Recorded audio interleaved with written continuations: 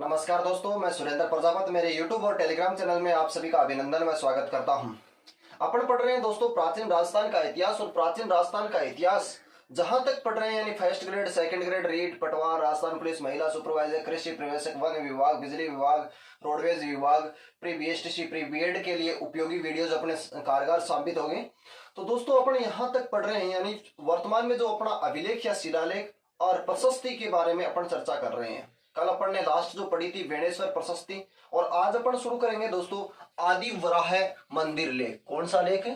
आदि वराह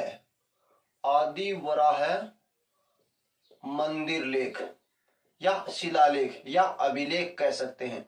आदि वराह मंदिर लेख जो दोस्तों है ये 944 ईस्वी का है। कब का है? 944 ईस्वी का माना जाता है। यानी दोस्तों इसमें यदि अपन बात करते हैं तो ये आदि वराह मंदिर लेख कहां से मिला था इसकी यदि चर्चा करें तो आदि वराह मंदिर जो लेख है ये अपने आहड़ जिलों की नगरी यानी उदयपुर, आहड़ के निकट एक आहड़ सभ्यता भी है दोस्तों, यानी आहड़ के निकट उदयपुर के आदिवराह मंदिर से ये प्राप्त किया गया, या आहड़ उदयपुर के आदिवराह मंदिर से ये अभिलेख अपने को मिला था। इसकी भाषा दोस्तों संस्कृत और लिपि ब्राह्मी लिखी हुई मिली है। और ये जो अभिलेख है ये मेवाड़ शासक भर्तृहरि द्वितीय के काल का माना जाता है। मेवाड़ शासक भर्तृहरि द्वितीय के काल का माना जाता है। इसी अभिलेख के अंदर अपन ये कह सकते हैं पंचरात्र विधि द्वारा आहड़ में वैष्णु संप्रदाय के प्रभाव से ज्ञान की प्राप्ति का उल्लेख मिलता है।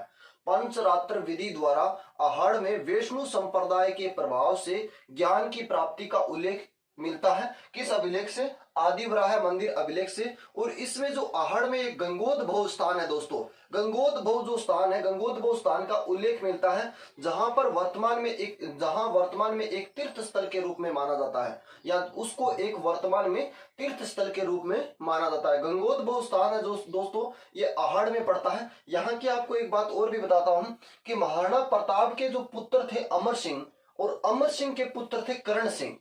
अमर सिंह ने मुगलों की अधीनता स्वीकार करने से मना कर दिया था, लेकिन अमर सिंह के पुत्र करण सिंह ने मुगलों की अधीनता 1615 के अंदर स्वीकार कर ली थी।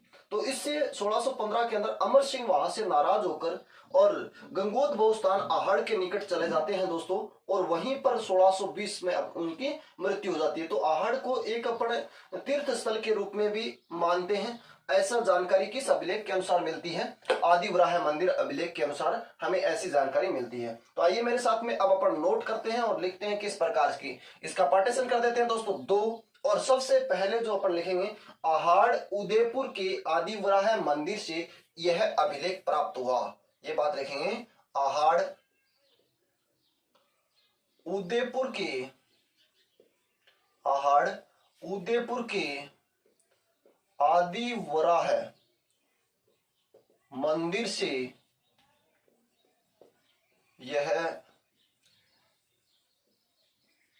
अभिलेख प्राप्त हुआ, या इस अभिलेख की जानकारी मिली, पहली बात दोस्तों। दूसरी बात लिखेंगे इसकी भाषा संस्कृत तथा लिपि ब्राह्मी है। लिपि कौन सी है? ब्राह्मी है दोस्तों। तीसरी बात हम क्या लिखेंगे? कहेंगे यह लेख या यह अभिलेख मेवाड़ शासक भर्तृहरि द्वितीय के समय का है। यह लेख मेवाड़ शासक, मेरे साथ साथ में नोट करते रहें, मेवाड़ शासक भर्तृहरि द्वितीय के समय का है। ध्यान रहे किसके समय का है? भर्तृहरि द्वितीय के समय का है। नेक्स्ट दोस्तों अपने को ध्यान रहे, यानी अपन धर्म स्थान भी कह सकते हैं गंगोद्भव स्थान को। नेक्स्ट जो अपन चर्चा करेंगे वो अपन लिखेंगे कि यहां या इस अभिलेख में पंचरात्र विधि द्वारा, इस अभिलेख में पंचरात्र विधि द्वारा आहड़ में वैष्णु संप्रदाय वैष्णु संप्रदाय यानी पंचरात्र विधि द्वारा आहार में वैष्णु विचारधारा के प्रभाव से ज्ञान की, आहार में वैष्णु विचारधारा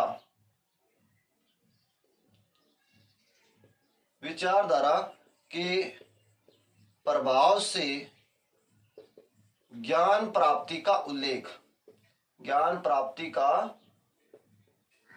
उल्लेख मिलता है। तो दोस्तों दूसरी जो अपन बात लिखेंगे कि इसमें गंगोद्भव स्थान का उल्लेख मिलता है जो वर्तमान में एक तीर्थ स्थल माना जाता है। इसमें गंगोद्भव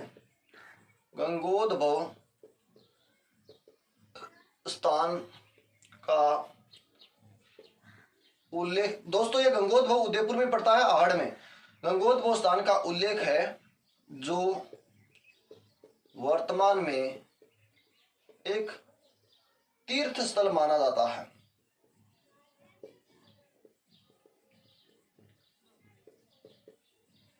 दोस्तों इसको महासतियां भी कहते हैं, गंगोद्भव स्थान को महासतियां भी कहा जाता है। तो इतनी सी बात इसके अंदर आपको याद रखनी है दोस्तों, ज्यादा कुछ नहीं है, आपको सिर्फ इतनी सी। आदि वराह मंदिर लेख जो 944 ईस्वी का है और कहां पर है, आहड़ उदयपुर में है। किस मंदिर से, आदि वराह मंदिर से मिला है। इसकी भाषा कौन सी है दोस्तों, संस्कृत। इसकी लिपि कौन सी है दोस्तों, ब्राह्मी। और यह लेख किस शासक के समय का है, भर्तृहरि सेकंड के समय का है। इस अभिलेख में कौन सी विधि, पंचरात्र विधि द्वारा वैष्णु विचारधारा के प्रभाव से किसकी प्राप्ति मिलती है, ज्ञान की प्राप्ति का उल्लेख। इसमें किसका उल्लेख मिलता है, गंगोद्भव स्थान जो वर्तमान में किस रूप में है, एक तीर्थ स्थल के रूप में या एक धर्म स्थान के रूप में पूज्य माना जाता है दोस्तों। तो ये है अपना आदि वराह मंदिर लेख। दोस्तों इसका स्क्रीनशॉट लीजिए और आगे बढ़ते हैं। ले लिया दोस्तों स्क्रीनशॉट, आगे चलते हैं। आगे दोस्तों देखेंगे, आप लगातार नोट्स बनाते रहिए इसके, शानदार से शानदार।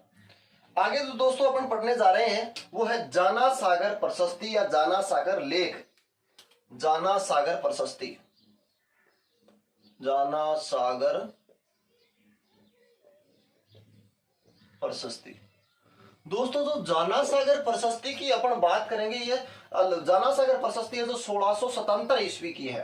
जाना सागर प्रशस्ति कब की है, 1677 ईस्वी की है। और ये बड़ी गांव उदयपुर में लगी है, बड़ी गांव उदयपुर के अंदर लगी है। इसमें महाराणा, ये प्रशस्ति जो महाराणा राज सिंह के समय की मानी जाती है।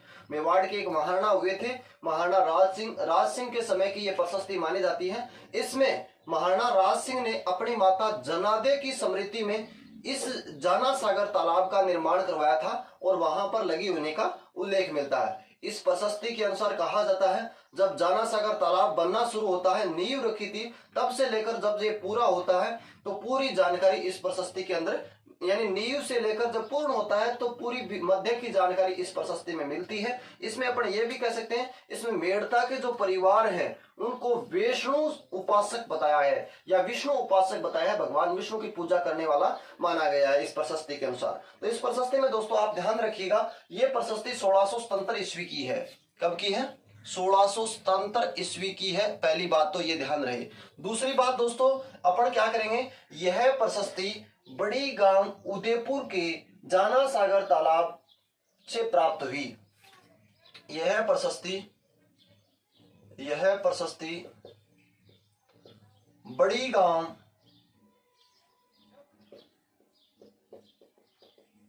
उदयपुर के जाना सागर तालाब से मिली। ठीक है। और दूसरी बात, जाना सागर तालाब का निर्माण, जाना सागर तालाब का निर्माण महाराणा राज सिंह ने अपनी माता जन्नादे या जानादे की स्मृति में करवाया। ठीक है, यानी दोस्तों ये बात आपको यहां से क्लियर हो जानी चाहिए। ठीक है। नेक्स्ट बात दूसरी अपनी, इस प्रशस्ति में तालाब बनने से लेकर इस प्रशस्ति में तालाब की नींव रखने से लेकर पूर्ण होने तक की जानकारी मिलती है। इस प्रशस्ति में तालाब की नींव रखने से लेकर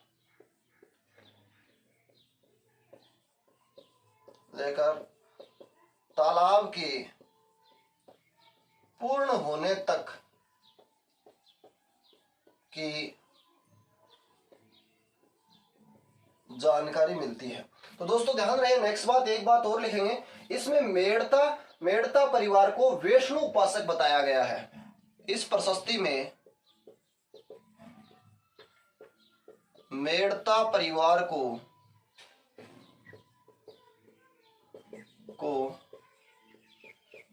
वैष्णु उपासक बताया है। ये दोस्तों आपको बात ध्यान में रखनी है। तो दोस्तों जाना सागर प्रशस्ति की अपन चर्चा करते हैं। ये अपने पास में जाना सागर प्रशस्ति की जो अपन बात कर रहे हैं, तो जाना सागर प्रशस्ति में अपन ये कह सकते हैं कि अपने पास में ये मतलब बड़ी गांव उदयपुर से ये जाना सागर प्रशस्ति अपने से प्राप्त होती है। ये कब की है दोस्तों? 1677 की है। बड़ी गांव उदयपुर से मिली है जाना सागर तालाब से। जाना सागर तालाब का निर्माण महाराणा राज सिंह ने करवाया था। क्यों करवाया था? अपनी माता जानादे की याद में। इस प्रशस्ति के अंदर कह सकते हैं तालाब की नींव रखने से लेकर तालाब के पूर्ण होने तक की जानकारी हमें मिलती है। इस प्रशस्ति में जो मेड़ता का परिवार है उसे क्या बताया गया है? वैष्णु का उपासक माना जाता है या बताया गया है। दोस्तों इसी के अंदर अपन एक छोटी सी प्रशस्ति की और भी बात कर लेते हैं, वो है राजौरगढ़ अभिलेख या राजौरगढ़ लेख। राजौरगढ़ लेख, सिर्फ स्थान ही याद रखना है अपने को, राजौरगढ़ लेख। सबसे पहली बात, जो राजौरगढ़ लेख है ये 960 ईस्वी का है। कब का है? 960 ईस्वी का। दोस्तों ये 960 ईस्वी का है राजौरगढ़ लेख। ठीक है, अब इस लेख के अनुसार अपन क्या क्या मान सकते हैं वो देखते हैं। ये जो है ये कह सकते हैं राजौरगढ़ अलवर में पड़ता है। ये अभिलेख कहां से प्राप्त हो गया? राजौरगढ़ अलवर से प्राप्त हुआ। यह है राजौरगढ़, इंपॉर्टेंट है, राजौरगढ़ अलवर से प्राप्त हुआ, अलवर से मिला या प्राप्त हुआ। ठीक है, एक बात इसमें अपन कह सकते हैं गुर्जर प्रतिहार शासक मंथन देव के शासन, यहां पर उल्लेख मिलता है कि गुर्जर प्रतिहार जो शासक था मंथन देव की शासन काल की जानकारी मिलती है और महिपाल के सामंत माना जाता है, ऐसी जानकारी इससे मिलती है। तो अपन कह सकते हैं गुर्जर प्रतिहार मंथन देव का शासन था। नेक्स्ट लिख सकते हैं यहां गुर्जर प्रतिहार मंथन देव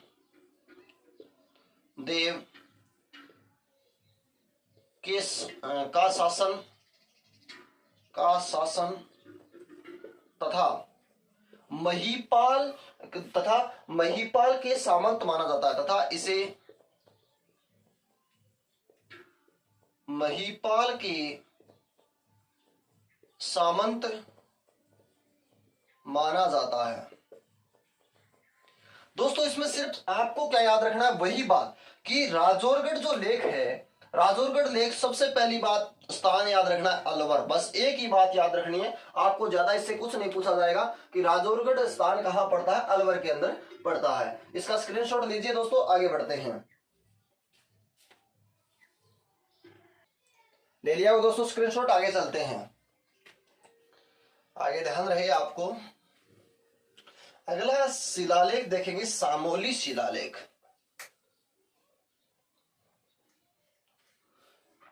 अगला अभिलेख होगा अपने पास में सामोली।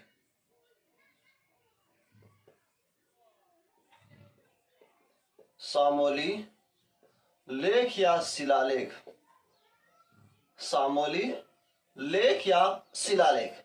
दोस्तों इसके अपन बात करते हैं, ये लगभग 646 ईस्वी का माना जाता है। सामोली जो लेख है ये 646 ईस्वी का माना जाता है। कब का माना जाता है? 646 ईस्वी का माना जाता है। तो दोस्तों ध्यान रहे, इसके बाद में अपन बात करते हैं सामोली शिलालेख के अंदर यदि भाषा की बात करें तो संस्कृत, लिपि की बात करें तो कुटिल लिपि का उल्लेख मिलता है। सामोली शिलालेख में भाषा संस्कृत, लिपि कुटिल का उल्लेख मिलता है, जो वर्तमान के अंदर कह सकते हैं अजमेर संग्रहालय के अंदर सुरक्षित पड़ा है। ये जो शिलालेख है ये कह सकते हैं गुहिल शासक शिलादित्य का समय का है, और इसके अंदर शिलादित्य के बारे में कुछ शब्दों का उल्लेख मिलता है कि शिलादित्य के बारे में कहा गया है कि स्त्रियों को जीतने वाला देव ब्राह्मण और गुरुजनों को आनंद देने वाला और अपने कुल के आकाश का चंद्रमा और शिलादित्य पृथ्वी पर विजय हो रहा है, ऐसी प्रतिज्ञा का उल्लेख इसके अंदर मिलता है। यानी शिलादित्य के समय का माना गया है, और सामोली भूमठ उदयपुर के अंदर यह शिलालेख अपने को मिला है। तो दोस्तों ध्यान रहे, शिलादित्य को क्या कहा गया है, इस अभिलेख में जो शिलादित्य का रूप मिलता है, शिलादित्य के बारे में ये कह सकते हैं कि स्त्रियों को जीतने वाला, पहली बात स्त्रियों को जीतने वाला देव ब्राह्मण, गुरुजनों को आनंद देने वाला, और इसी में क्या उल्लेख मिलता है कि अपने कुल के लिए, अपने कुल रूपी आकाश का चंद्रमा, अपने कुल रूपी आकाश का चंद्रमा और पृथ्वी पर विजयी होने वाला किसको जाना गया है, शिलादित्य को जाना गया है। ऐसी जानकारी सामोली अभिलेख अपने को मिलती है दोस्तों। तो इसके बारे में अपन चर्चा करते हैं। सामोली अभिलेख, सबसे पहले दोस्तों इसकी चर्चा करेंगे तो अपन ये कहेंगे कि सामोली अभिलेख, यह अभिलेख सामोली भूमठ उदयपुर से मिला है। यह अभिलेख नोट करेंगे, यह अभिलेख सामोली भूमठ उदयपुर से मिला, ठीक है। इस लेख में संस्कृत भाषा तथा कुटिल लिपि अंकित है, ठीक है। नेक्स्ट बात, यह लेख गुहिल शासक शिलादित्य के समय का है। यह लेख शिलादित्य के समय का है, जो वर्तमान में अजमेर संग्रहालय में सुरक्षित है। दूसरी बात, इसमें शिलादित्य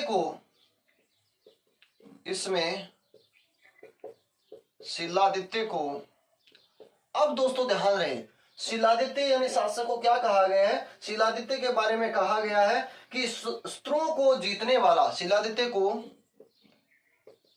स्त्रियों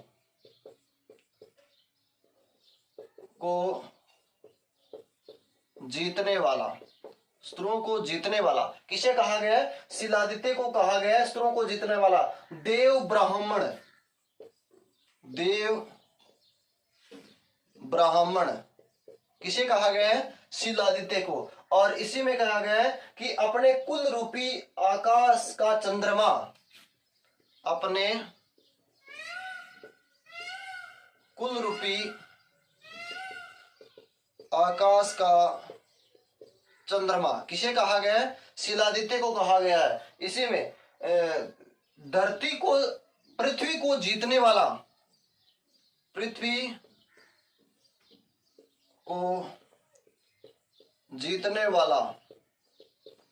आदि शब्दों का उल्लेख मिलता है।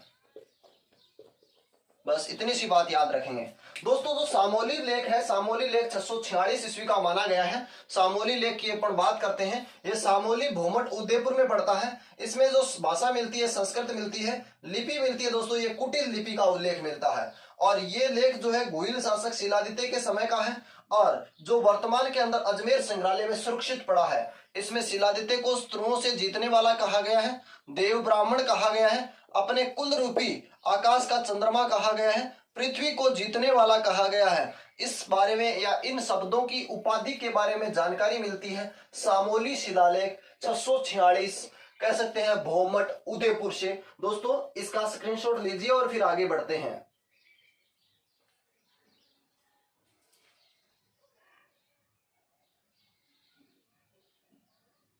ले लिया हो दोस्तों स्क्रीनशॉट। आगे चलते हैं दोस्तों अपराजित लेख की ओर। किसकी ओर चलते हैं? अपराजित लेख। अब छोटे छोटे अभिलेख बचे हैं दोस्तों, आज इनको लगभग कंप्लीट करेंगे, शायद कल की क्लास में सारे कंप्लीट हो जाएंगे, 11 क्लास हो जाएंगे शायद इनकी। यानी अब जो है ये है अपराजित शिलालेख। अपराजित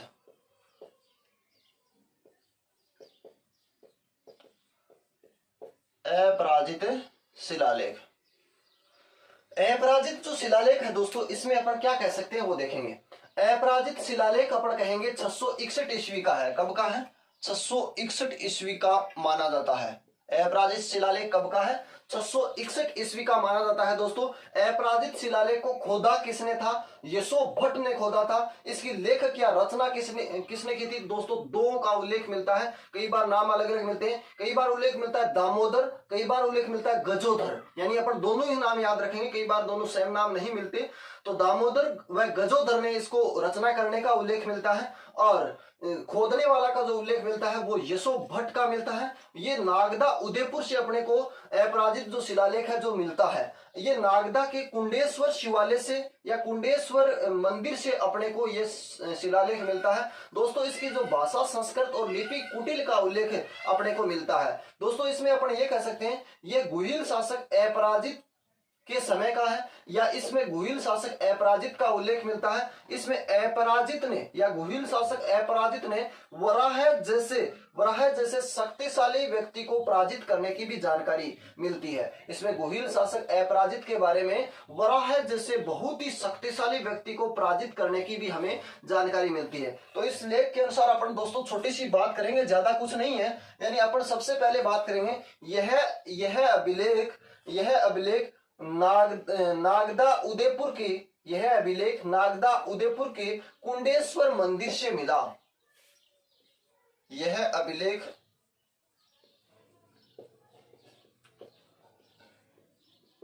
नागदा उदयपुर के कुंडेश्वर मंदिर से मिला। इसमें संस्कृत भाषा व कुटिल लिपि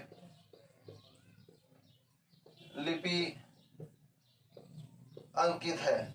इससे पहले दोस्तों एक अभिलेख पढ़ा था, उसमें भी कौन सी भाषा मिली थी? संस्कृत भाषा और कुटिल लिपि का उल्लेख मिलता है। इसमें गुहिल शासक अपराजित का उल्लेख मिलता है। इसमें गुहिल शासक अपराजित ने वराह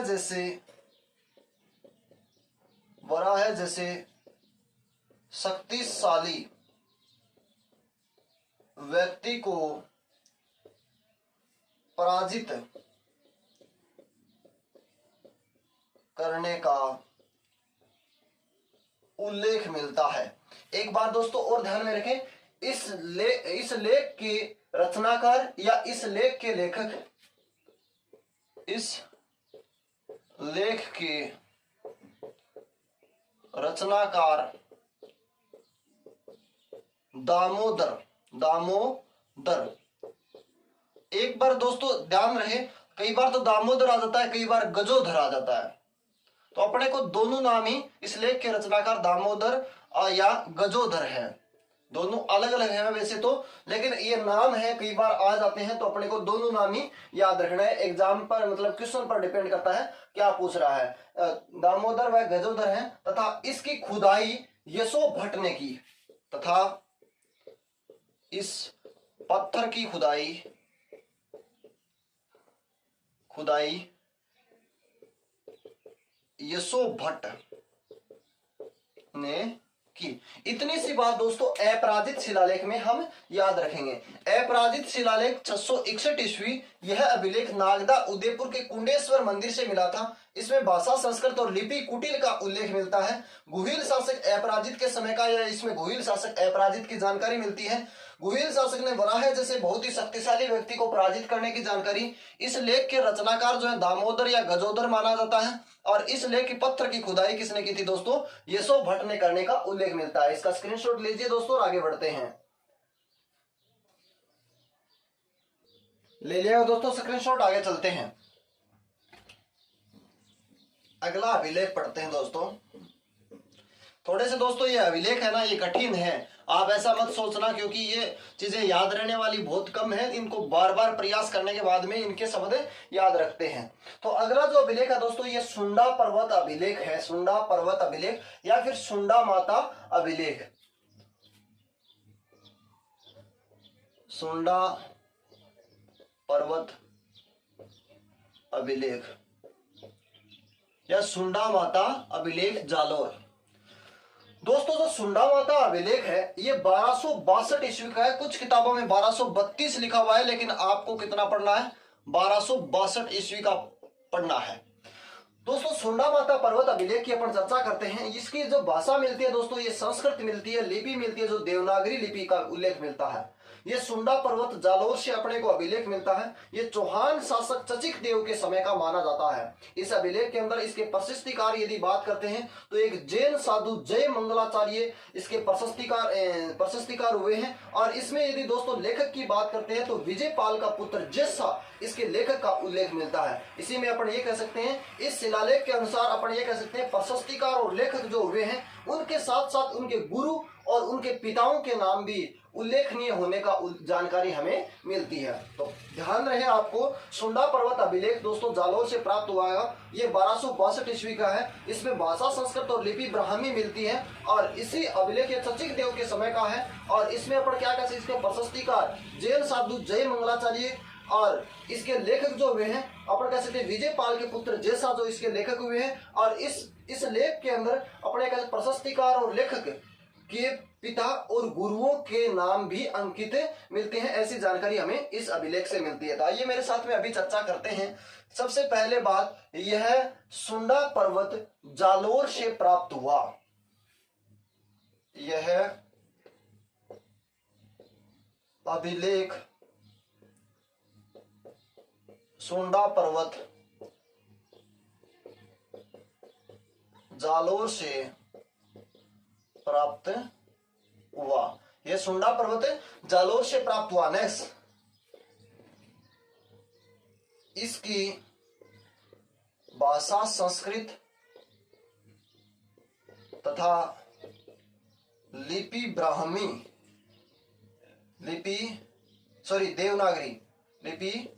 देवनागरी होने का उल्लेख। ठीक है, भाषा संस्कृत और लिपि देवनागरी होने का उल्लेख है। यह चौहान शासक चचिक देव के समय का है। यह चौहान शासक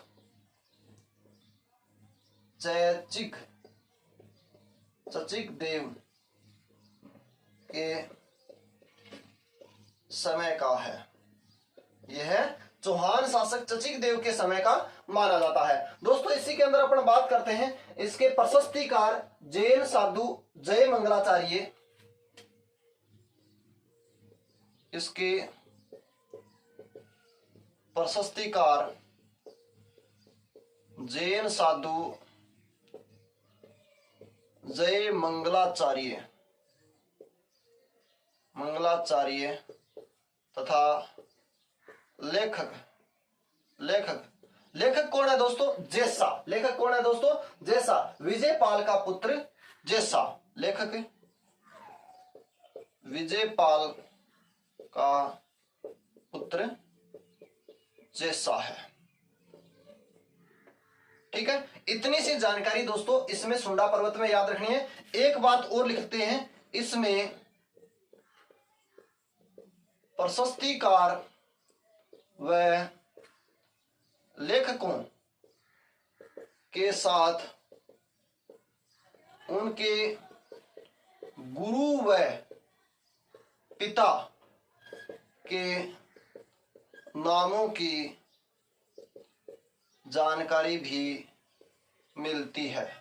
दोस्तों ये बात आपको ध्यान में रहे, सुंडा जो पर्वत अभिलेख है ये 1262 ईस्वी का है और इस अभिलेख ये सुंडा पर्वत जालौर से मिला है। सुंडा माता मंदिर भी है जहां पर राजस्थान का प्रथम रोपवे स्थापित है। और भाषा जो मिलती है दोस्तों संस्कृत मिलती है, लिपि मिलती है देवनागरी मिलती है। ये चौहान शासक किसके समय का है? चचिक देव का समय का है। इंपॉर्टेंट बात, प्रशस्तिकार जैन साधु जय मंगलाचार्य और लेखक कौन है दोस्तों? जैसा, विजयपाल का पुत्र जैसा। इस प्रशस्तिकार और लेखकों के साथ साथ इनके गुरु और इनके पिताओं के नाम भी अंकित मिलते हैं। ऐसा कौन सा अभिलेख है जिसमें प्रशस्तिकार व लेखकों के साथ साथ उनके गुरु व पिताओं के नाम का उल्लेख मिलता है? तो कहेंगे सुंडा पर्वत अभिलेख 1262 जालौर के अनुसार। इसका स्क्रीनशॉट लीजिए दोस्तों, आगे बढ़ते हैं।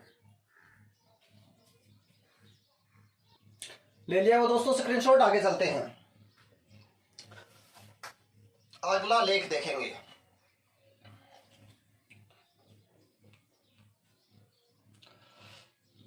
कल दोस्तों फारसी अभिलेख वगैरह सारे टोटल कंप्लीट कर देंगे लगभग। अगला अभिलेख देखेंगे दोस्तों अचलेश्वर अभिलेख। अचलेश्वर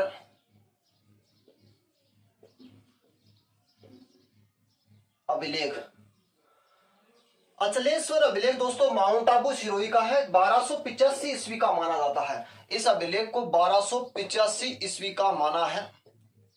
अचलेश्वर अभिलेख माउंट आबू सिरोही की अपन बात करते हैं। अचलेश्वर माउंट आबू सिरोही की अपन बात करते हैं तो इसमें भाषा संस्कृत मिलती है दोस्तों। इसमें मेवाड़ शासक बप्पा रावल से लेकर समर सिंह तक की जानकारी मिलती है। इसमें मेवाड़ शासक बप्पा रावल से लेकर समर सिंह तक की जानकारी मिलती है और इसमें समर सिंह के द्वारा स्वर्ण ध्वजाधारी मठ निर्माण करने का भी जानकारी मिलती है। सोने का ध्वज का मठ, एक ऊपर का गुंबद निर्माण करने की जानकारी मिलती है। स्वर्ण ध्वजाधारी मठ निर्माण करने की जानकारी अचलेश्वर अभिलेख से मिलती है, जो किसने करवाया था? कह सकते हैं समर सिंह ने करवाया था। और इसी के अंदर यदि दोस्तों नागदा की बात करते हैं तो नागदा में हरित ऋषि की तपस्या, इसमें नागदा में हरित ऋषि की तपस्या व हरित ऋषि के आशीर्वाद से बप्पा रावल को राज्य प्राप्ति की जानकारी भी इस अभिलेख से अपने को मिलती है। इसमें अपने एक कह सकते हैं तत्समय प्रचलित योग व आराधना का भी उल्लेख मिलता है। तत्समय प्रचलित योग और आराधना करने का भी उल्लेख मिलता है। इसके लेखक शुभ चंद्र हुए हैं और उत्कीर्ण करम सिंह द्वारा किया गया है। ऐसी अभिलेख की जानकारी हमें इससे मिलती है। तो आइए मेरे साथ में नोट करते हैं दोस्तों अचलेश्वर अभिलेख। अचलेश्वर माउंट आबू सिरोही से मिला। यह लेख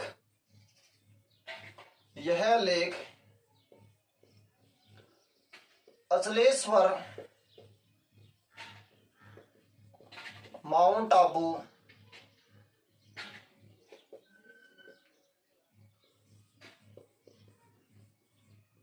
सिरोही से मिला। पहली बात, यह माउंट आबू सिरोही से मिला। इसमें बप्पा रावल से लेकर समर सिंह तक की, इसमें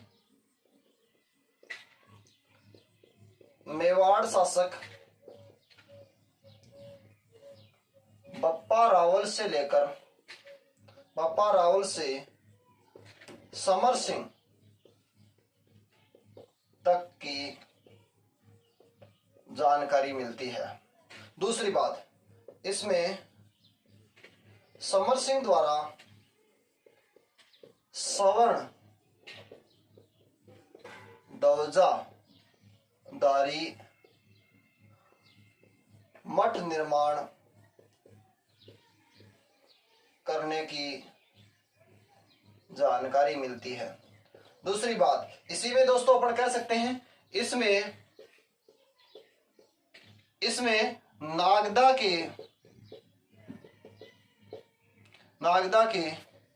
नागदा में हरित ऋषि की तपस्या व आशीर्वाद से बप्पा रावल को राज्य प्राप्ति का उल्लेख मिलता है। तो ये जानकारी भी दोस्तों कहां से मिलती है? अचलेश्वर अभिलेख से अपने को ये जानकारी मिलती है। इसमें तत्समय प्रचलित योग व आराधना की भी उल्लेख मिलता है। इसमें तत्समय प्रचलित योग व आराधना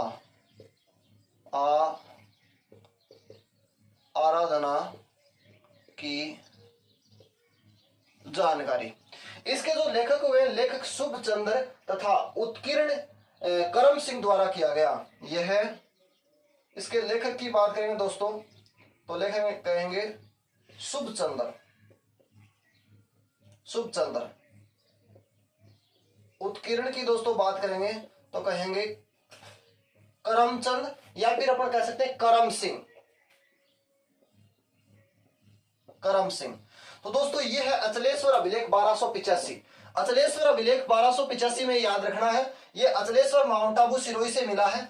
इसमें मेवाड़ शासक बप्पा रावल से लेकर समर सिंह तक की जानकारी मिलती है। समर सिंह ने स्वर्ण ध्वजाधारी मठ निर्माण करने का उल्लेख मिलता है। इसके लेखक हुए शुभचंद्र, उत्कीर्ण किसने किया था? करम सिंह ने। और नागदा में हरित ऋषि की क्या मिली है?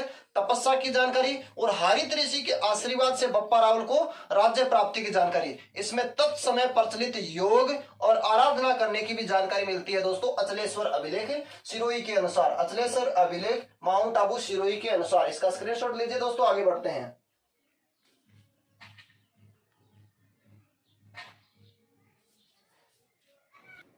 ले लिया दोस्तों स्क्रीनशॉट, आगे बात करते हैं। अचलेश्वर, ये तो था अभिलेख, और अचलेश्वर प्रशस्ति की बात है और कर लेते हैं, साथ साथ में हो जाए। अचलेश्वर प्रशस्ति, अगली जो दोस्तों बात करेंगे अचलेश्वर प्रशस्ति की बात करेंगे। अचलेश्वर प्रशस्ति दोस्तों कागज पर भी लिखी जा सकती है। मोर बोल रहे हैं दोस्तों। प्रशस्ति कागज पर भी लिखी जा सकती है। अचलेश्वर प्रशस्ति 14वीं सदी की मानी गई है। कब की है? यह लगभग 14वीं सदी की है दोस्तों, 14वीं सदी की है। इसमें परमाणु की जानकारी मिलती है। परमाणु का मूल पुरुष धूमराज को माना है। ये आबू सिरोही से मिली है अपने को, और इसमें परमाणु का मूल पुरुष किसे माना है? धूमराज को माना है। परमाणु की उत्पत्ति अग्निकुंड, गुरु विशिष्ट के अग्निकुंड से मानी गई है। और इसमें यशोधवल के पुत्र या धवल के पुत्र, इसमें यशोधवल के पुत्र जो धारावरस था, धारावरस के द्वारा कोकण के राजा को मारने का उल्लेख भी मिलता है दोस्तों। इतनी सी जानकारी, इसको ज्यादा विशेष नहीं है, आपको सिर्फ याद रखना है अचलेश्वर प्रशस्ति में क्या याद रखना है? यह माउंट आबू सिरोही से मिली। यह माउंट आबू सिरोही से मिली, पहली बात। दूसरी बात दोस्तों और याद रखेंगे, दूसरी बात क्या याद रखेंगे? 14वीं सदी की है, और इसमें परमाणु की उत्पत्ति, इसमें परमाणु की उत्पत्ति गुरु विशिष्ट के अग्निकुंड से मानी है। इस प्रशस्ति के अनुसार परमाणु की उत्पत्ति गुरु विशिष्ट के अग्निकुंड से मानी है, तथा परमाणु का मूल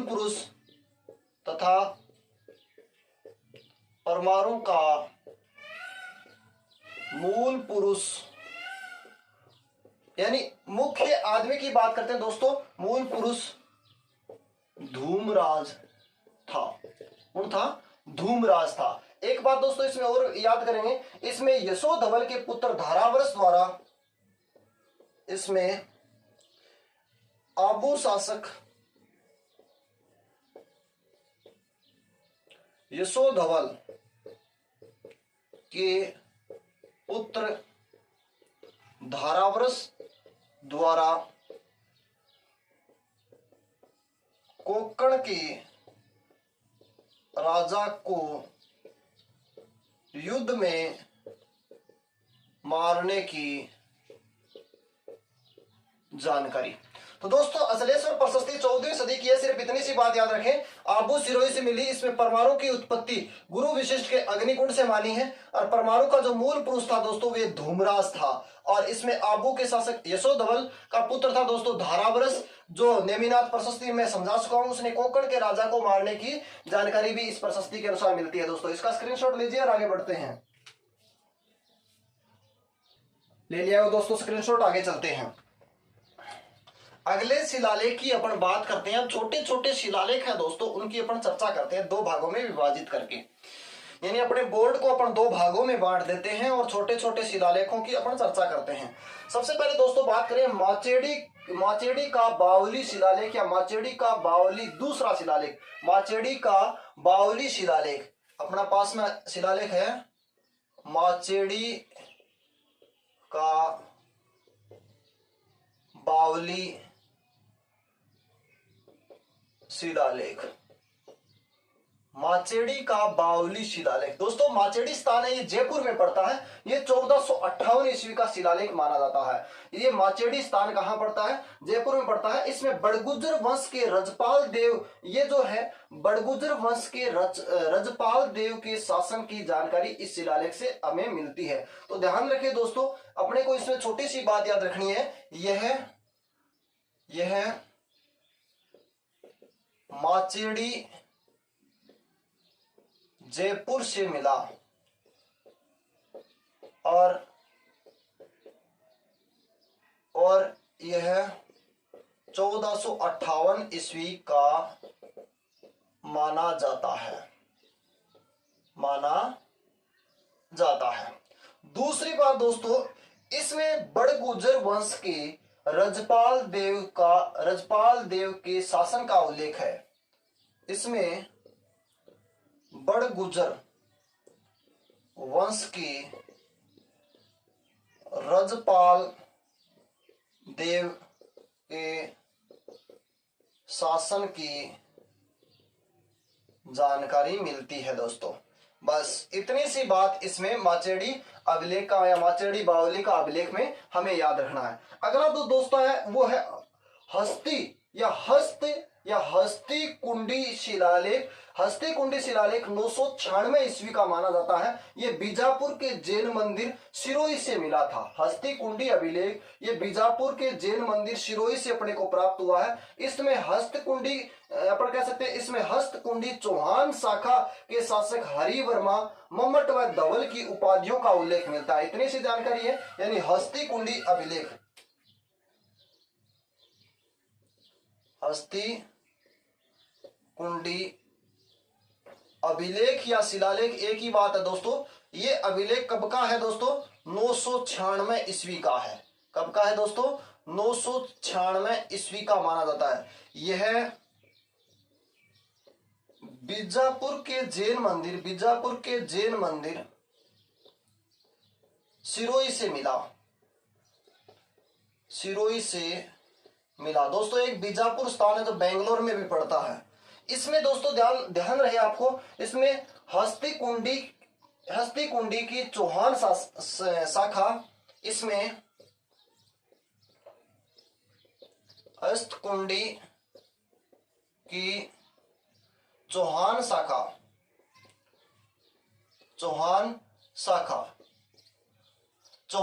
मतलब चौहान वंश की अपन बात करते हैं। चौहान शासक हरिवर्मा, मम्मट व धवल की उपाधियों का उल्लेख या उपलब्धियों का उल्लेख चौहान शाखा के हरिवर्मा कौन है? एक हरिवर्मा प्लस में लिखता हूं मम्मट व धवल की उपलब्धियों की जानकारी। दोस्तों ध्यान रहे, ये माचेडी जो अभिलेख है ये कहां से मिला है? माचेडी बावली शिलालेख माचेडी जयपुर से 1458 का माना है। इसमें बड़गुजर वंश के रजपाल देव की जानकारी मिलती है। और हस्तकुंडी अभिलेख ये 996 ईस्वी का है। बीजापुर के जैन मंदिर सिरोही से मिला है। इसमें हस्तकुंडी के चौहान शाखा में हरिवर्मा, मम्मट और धवल की उपलब्धियों की जानकारी मिलती है। सिर्फ और सिर्फ दोस्तों आपको याद रखना है माचेडी अभिलेख कहाँ है, जयपुर में, और हस्तकुंडी अभिलेख कहाँ है, सिरोही में। इतने सिर्फ छोटे छोटे आपको स्थान याद रखना है। नेक्स्ट दोस्तों ये अपन बात करते हैं सिवाना अभिलेख या सिवाना लेख की अपन चर्चा करते हैं। 1537 का है सिवाना लेख। इसमें जो मारवाड़ शासक है, मारवाड़ शासक जो मालदेव हुआ था, इसकी पत्नी जो जैसलमेर के थी, भाटी शासक लूणकर्ण की पुत्री उमादे, जिसे इतिहास में रूठी रानी के नाम से जानी जाती है। यानी सिवाना लेख या सिवाना अभिलेख 1537 के अनुसार अपन ये कह सकते हैं मारवाड़ शासक मालदेव की सिवाना विजय का सूचक माना जाता है। मारवाड़ शासक मालदेव को सिवाना विजय का सूचक माना जाता है। तो अब अगला अभिलेख हो जाएगा सिवाना लेख। सिवाना लेख कब का है, 1537। इसमें यह सिवाना कहां पड़ता है दोस्तों, जालोर, सॉरी दोस्तों, बाड़मेर। कहां पड़ता है, बाड़मेर पड़ता है। इसमें मारवाड़ शासक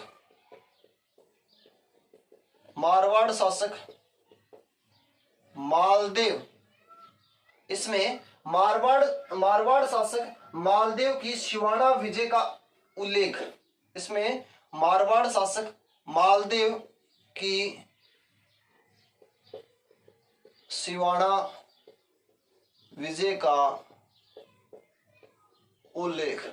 बस दोस्तों इतनी सी बात इसमें याद रखनी है। और वैसे आप मालदेव के बारे में जानते थे, मालदेव जो है राव गंगा का पुत्र था। मालदेव को मारवाड़ का पितृहंता भी कहा जाता है, ये बात आप जानते हैं दोस्तों। नेक्स्ट दोस्तों अपन बात करेंगे अगला अभिलेख प्रतापगढ़ शिलालेख। कौन सा अभिलेख है, प्रतापगढ़ शिलालेख, प्रतापगढ़ लेख या प्रतापगढ़ शिलालेख। दोस्तों प्रतापगढ़ शिलालेख की अपन बात करते हैं, ये 946 ईस्वी का है। कब का है, 946 ईस्वी का है, 946 ईस्वी का। इसमें अपन दोस्तों क्या बात करते हैं, चैन बावड़ी प्रतापगढ़ से हमें मिला है। चैन बावड़ी प्रतापगढ़ से इस शिलालेख को मिलता है। और इस शिलालेख में प्रतिहार जो शासक हुए हैं, नाग भट्ट है, कुकुक है और रामभद्र है, भोज है, महेंद्र पाल है आदि नामों की जानकारी मिलती है। प्रतिहार शासकों के नामावली की जानकारी मिलती है। सीधी बात यही है, सीधी बात, इसमें प्रतिहार शासकों के नामावली की जानकारी मिलती है। तो दोस्तों इसमें अपन क्या लिखेंगे, यह चैन बावड़ी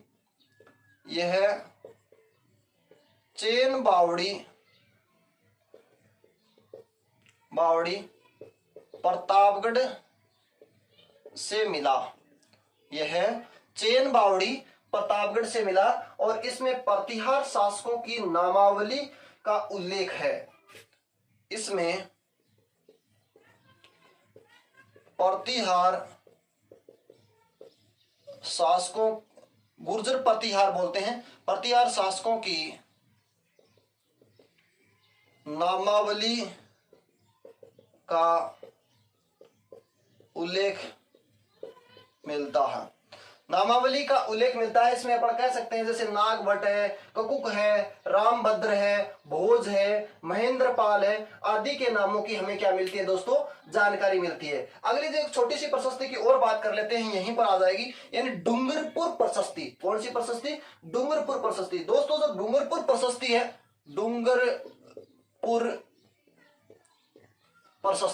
डूंगरपुर प्रशस्ति में आपको ध्यान रहे, डूंगरपुर प्रशस्ति 1404 ईस्वी की मानी गई है। कब की मानी गई है, 1404 ईस्वी की मानी गई है दोस्तों। तो ध्यान रहे डूंगरपुर प्रशस्ति जो है ये ऊपर गांव के जैन मंदिर से मिली है, ऊपर गांव के जैन मंदिर से मिलती है और वागड़ के राजवंशों का वर्णन मिलता है। डूंगरपुर प्रशस्ति में सिर्फ एक ही बात, ये ऊपर गांव के जैन मंदिर से मिलती है। यह ऊपर गांव के जैन मंदिर से मिली। दूसरी बात, इसमें वागड़ के परमार, यानी वागड़ इस क्षेत्र के जो वागड़ के परमार या वागड़ के राजवंशों का, वागड़ के राजवंशों की जानकारी मिलती है। तो दोस्तों ये जो प्रशस्तियों की बात करते हैं, सिवाना लेख, सिवाना स्थान बाड़मेर में पड़ता है, 1537 की बात करते हैं। मारवाड़ शासक मालदेव की सिवाना विजय का उल्लेख मिलता है। प्रतापगढ़ लेख 946 ईस्वी चेनबावड़ी प्रतापगढ़ से मिला था। इसमें प्रतिहार शासकों की नामावली मिलती है। नामावली में मैंने बात बताई थी, नाग भट्ट, ककुक, रामभद्र, भोज और महेंद्र पाल आदि नामों का उल्लेख मिलता है। डूंगरपुर जो प्रशस्ति की बात करते हैं दोस्तों, ये 1404 ईस्वी की है और ये ऊपर गांव के जैन मंदिर से अपने को प्रशस्ति मिली है। इसमें वागड़ के राजवंशों की जानकारी मिलती है दोस्तों। इतनी सी बात दोस्तों इसमें आप याद रखेंगे और इसका स्क्रीनशॉट लीजिए और फिर आगे बढ़ते हैं।